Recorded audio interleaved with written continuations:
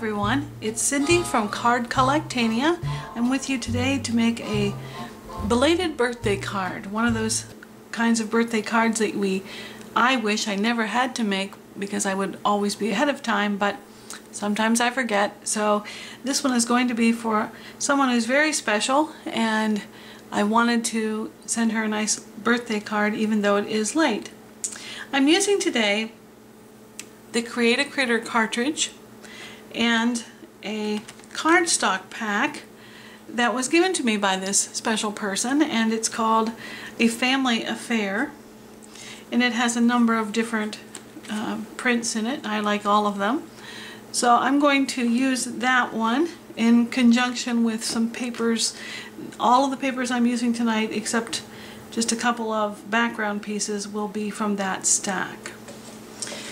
And tonight we're going to do a Z-fold card, and this is a little different. If you've never made them, they maybe look a little more formidable than they actually are. This is just a piece of basil cardstock. It's sort of a purple, not a deep purple, but sort of a grayish purple, and it was cut at 11 by 4 1/4. 11 by 4 1/4, and then you want to score it right at the middle at 5 1/2, and then you want to score it again at 2 3/4 from this end. So you're going 2 3/4, 5 1/2, and then this other side you leave alone.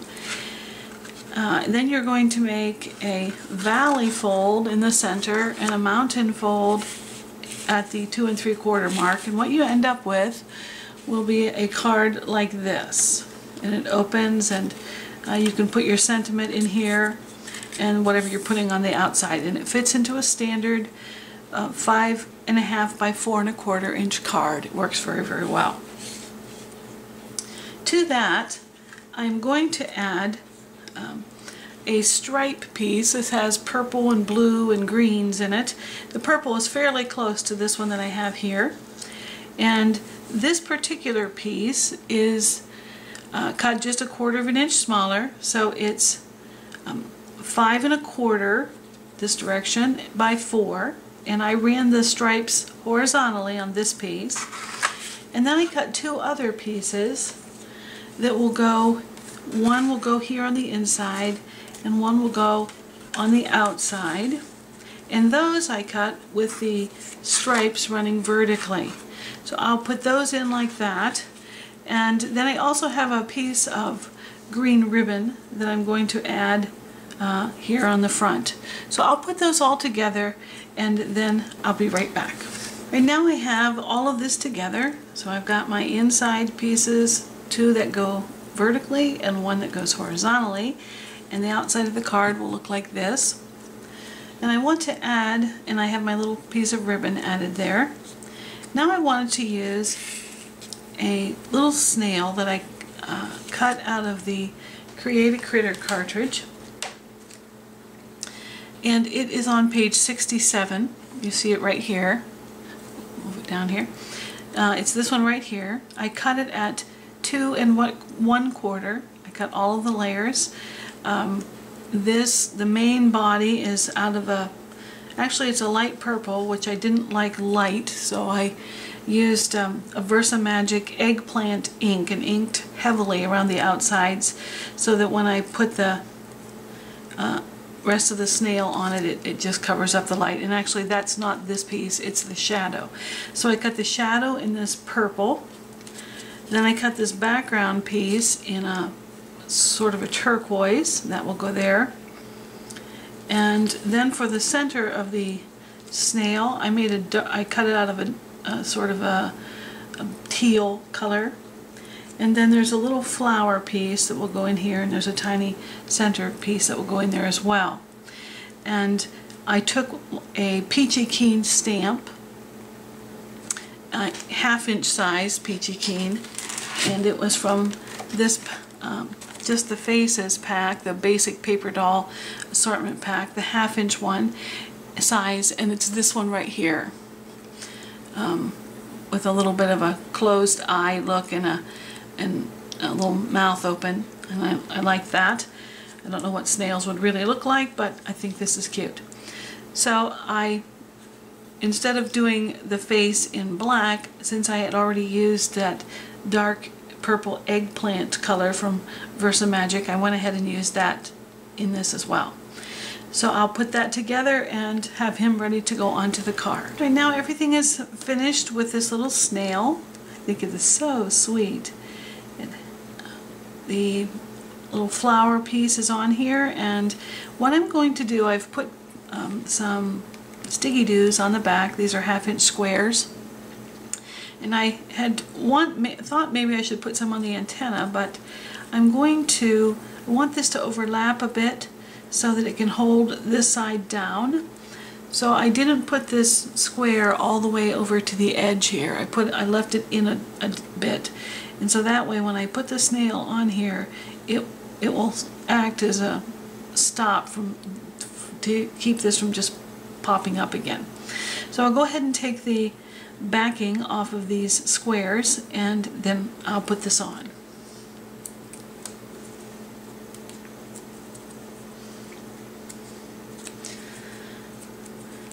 I find it easiest to hold the card down so that I know exactly how much room I've got here, and then I butt the piece that I want to hold it in place right up against that, in this case this little snail, and then I'll push it down here, and that will hold that card and still allow it to open, and that will be, I think, quite good. So I'll leave it open for the time being here for a minute. Then I wanted to add this little sentiment. It says, "Late but love-filled birthday wishes." And once again, I cut it on the computer. It's a font called Comic Sans, and I just trimmed that up once I had it printed out, and added a purple background piece, the matte piece, the same color as this card, and I'll put these together and then put that on the front as well. So I'm going to angle this a bit.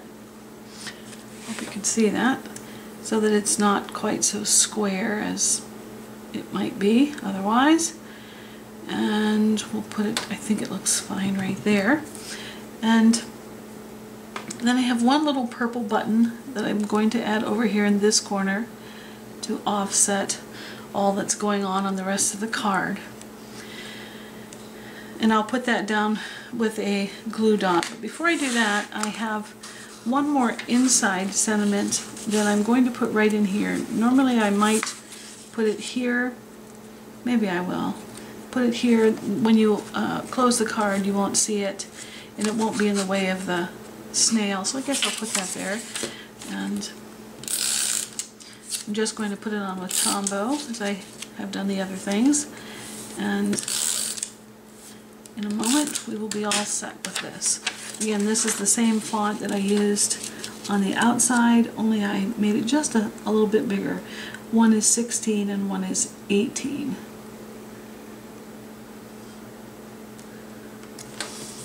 Okay, so the snail's not in the way of the sentiment, and he's fine up on the outside here. There. Something sticking to it. And I'll probably take my creaser and crease that flat again now that I've gotten it all together. So once I add this button, we will be all set. And there it is. Late but love-filled birthday wishes. And if you have someone in your life that you've forgotten to send a birthday card to, maybe this would be just the thing.